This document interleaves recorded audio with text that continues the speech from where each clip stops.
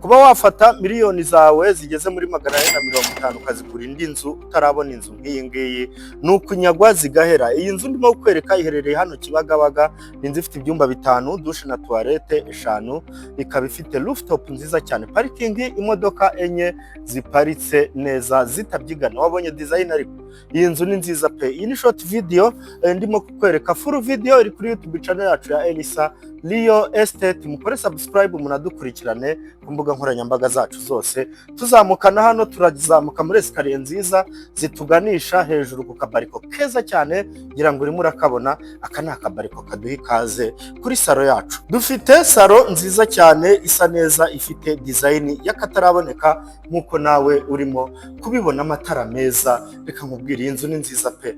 Ifite igikoni cyiza cyane cy'akataraboneka, ibyumba byose birangana na chambre principale. Reka mberekemo icyumba kimwe, ibyumba byiza binini kandi byisanzuye, buri cyumba kigiye kirimo dushe na toilette. Mutuvugishe rero tubageze kuri iyi nzu nziza cyane y'akataraboneka.